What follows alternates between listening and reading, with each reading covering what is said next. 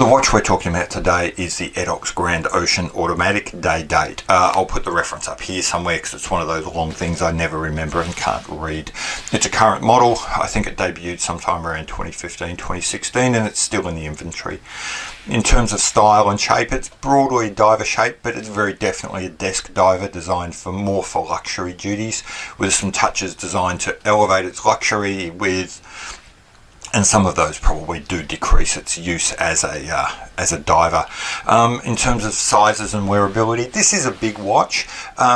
It's inside the normal pool of what you'd expect for a diver. 45 millimeters across, 53 millimeters lug to lug, and 13.25 millimeters thick. It's heavy, but it is also very heavily curved, very highly curved and conformal around the wrist. So it's actually quite a comfortable watch, but it is big. So you're going to have to be a bigger guy or a bigger girl to carry this one off. In terms of materials, standard stuff: 316L steel, sapphire crystal, ceramic bezel, that sort of everything you'd expect. Natural rubber band with a 316L steel clasp, double trigger on the clasp, and it's actually really nice. I quite like the deployment, but we'll talk about that a bit more later. Movement, Solita SW220-1 movement, absolutely standard, very good. Nothing really to see here. So some standard watch stuff. In terms of usability, what's it do? Now it tells the time, it's got the day, got the date. Legibility, good but not great. I think this is really one of those areas where the sacrifices to make it more luxury, more desk, less diver really start to come through. The polar option's probably not the best, but I chose that, so you walk into that one with no one to blame but yourself. There is a black-handed version, a black-faced version, which I think would probably be more legible if that's what you want. The minute hand's nice and long, so it does reach all the way out to the indices. However, it is a bit thin, so it can get a bit lost. The crystal is nice and flat, so again, looking from angles, it's not terrible, but again, that long, thin hand, white against white, isn't great. All in all, I'd say from a legibility point of view, it's absolutely fine from front on, but as you move around into angles, you kind of lose it. The controls are excellent. The crown is really nice and smooth. It's very easy to grab, especially since we haven't got any crown guards here. Threads are lovely and really quite buttery, actually. And so you find your crown positions very easily. It's very crisp and positive in that move, in that way. In terms of the bezel action, it's actually really, really good. Nice and positive. It's not dull. It clicks cleanly and firmly into location. Essentially no back play. So as far as the crown and bezel, which are really your only controls, go, it's fantastic. Okay, the band. That's a tricky one. Okay, so it comes with a natural rubber band, which is lovely, and it's a really nice band. It's very comfortable. It's very flexible. It comes with a double deployment clasp, which is actually one of the better clasps I've used. Very robust, very secure, nice double trigger action, very easy to relocate, to size up. So from that point of view, it's excellent. So if you're happy with the band as it is, then you're in luck. Now the tricky part. It's a semi-integrated band, so it's got this strange what they call a triple horn lug arrangement. So you've got that extra securing lug in the middle of the two lugs. It is not integrated into the design, so you can remove the band and then put a new another band through there. That is possible. Unfortunately, that third lug, or that third horn in the middle, will be left kind of floating, and it looks a bit weird. So it's possible to change the bands on this. However, it looks very strange. The other thing I'd point out is that the pins securing the band here are actually screw pins. They're not springed. That's a great thing from a security point of view. It's a bit tricky to change them out, but I'd probably like what they've. I probably like this more than if they just use the normal spring pin. In terms of robustness, look, it's diver based, so it's okay, but they've clearly compromised what you can get from that point of view. And we'll talk about why in a second. So the water resistance, 300 meters, absolutely bang on what you'd expect. It's got all the things you'd also anticipate to get that. Screw down crowns, screw down case back. Interestingly, no crown guards. I think that does go with the aesthetic of the watch. However, from a robustness point of view, you have taken a hit, if you like. Material strength, like a lot of watches, all the right things in all the right places. 316L stainless steel, which is probably the best option for most watch cases. Ceramic bezel, sapphire crystal. What more can you ask for? I'm going to guess that the shock resistance and the anti-magnetism are okay. Again, it's a late 20-teens watch. It's unlikely there's a real problem there. Accuracy, it's a Solita movement. Unless it's broken, it'll be fine. Okay, so that's the simple stuff out of the way. Now let's talk about the harder but more important stuff. How does this look? Frankly, it looks good, but it's not great. I'm sure that this watch looked fantastic in a line drawing, and it does look good in those nice clean photos that they take from straight on, but that doesn't translate to the metal.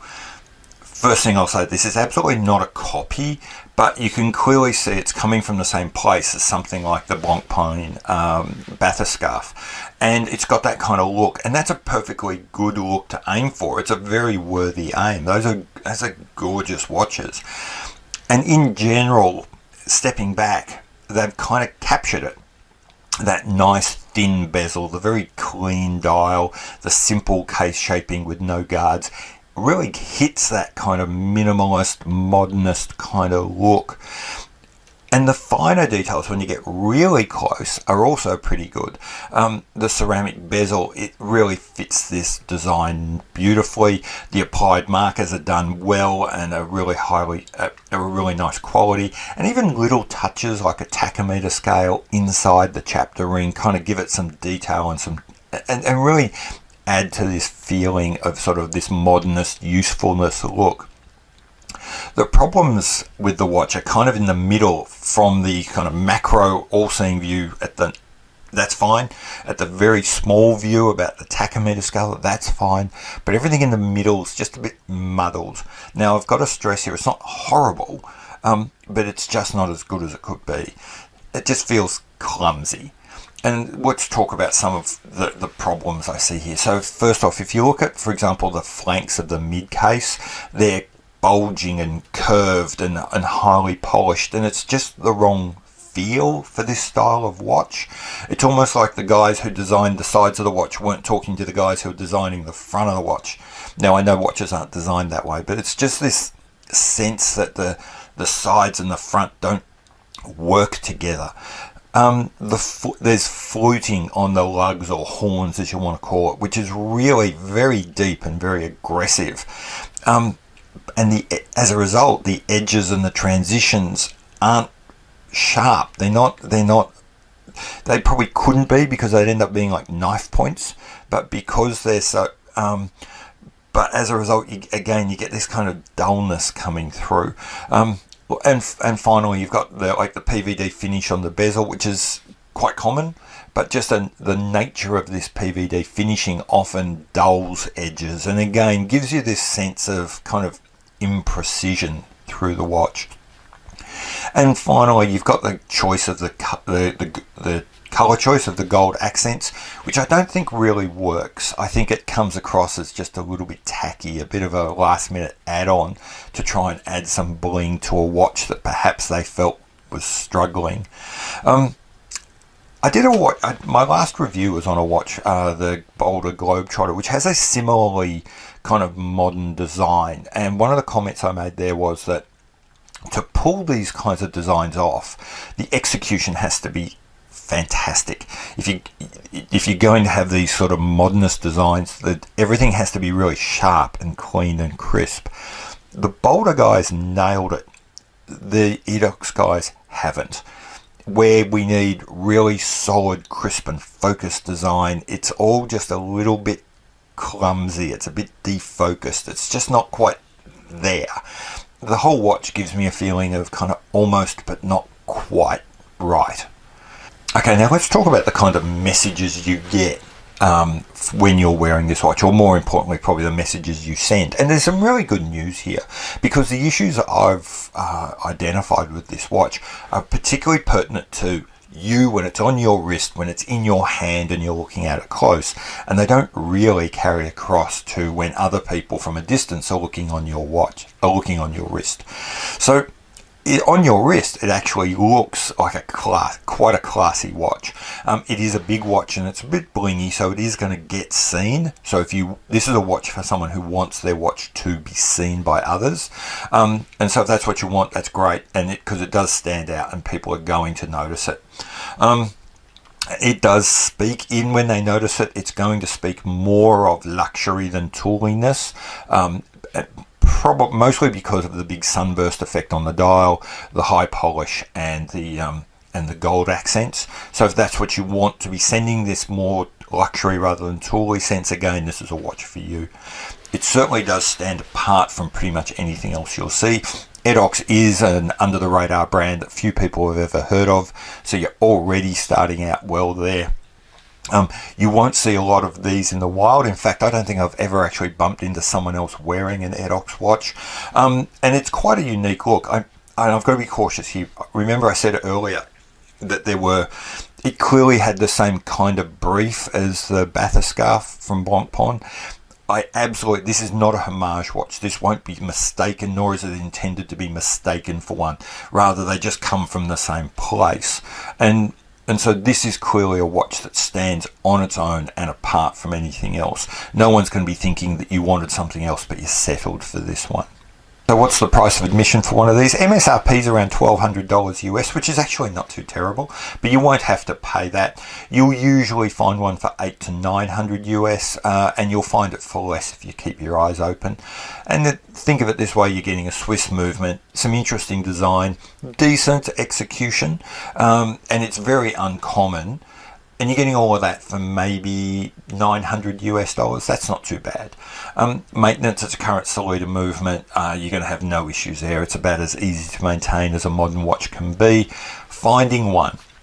Now, this is tricky. The Edox, like a lot of brands, a lot of these Swiss brands, their distribution is just appalling, as is their marketing, which is why they're probably so under the radar. It can be, for example, the store I bought this through is likely to be going under. It's very hard to find another distributor for Edox in Australia. I don't know how that works in other countries, but just looking online, they seem to be pretty patchy. So finding one can be tricky. They do crop up on things like Chrono 24, so I'd probably be recommending you go there. More generally, I think a company like Edox should probably just cut its ties with retail distributors and should really look at something like a Stover approach and just go direct to consumer via the internet. I think that is the best way for these kind of middling brands to go. Let's wrap this up and give it a verdict. Am I going to swipe left or right on this watch? I really struggled with this. I like this watch, but is that because I got it at a good price? I immediately went on some trips with it. I've established a relationship with it, and I now sort of see past some of its flaws. Almost certainly. Okay, so for me, I'm going to put this down as a coin toss. There's a bold design that stands on its own and is quite attractive, but it's let down by by some clumsy execution. So that execution, you really have to be quite close to notice, and so from a distance it actually just looks bold and interesting. So that's probably why I'm not giving it a hard swipe left and kick this one to the curb. But the other issue is it does have issues, and when you get close and when it's in your hand, you will notice it's not the watch it could be. Therefore, I struggle to give it a swipe right recommendation as well. So really what I'd suggest is it's a coin toss. It's up to you to decide which is most important to you. The one piece of advice I must give with this watch is do not base your opinion of this watch on the pictures you see. That for you to decide whether you're going to be happy with this watch, you have to see it in the metal and hold it in your hand. So once you've done that, you might want to proceed, but really I cannot recommend proceeding without holding this in your hand and seeing it in the metal. So anyway, that's my review of the Edox Grand Ocean. I hope I've been fair. I try really hard to be honest, even about watches I own and I love. And I want to give these watches a chance to be heard, but at the same time, I'm not going to pump them up and frankly bullshit you when you might want to have to spend your own money on it. So anyway, as I said, I hope this helped if you were thinking about this watch. If I did, or even if you kind of enjoyed it, would you please subscribe to the channel so that you can get more content like this? And yeah, thanks very much. I'll see you later.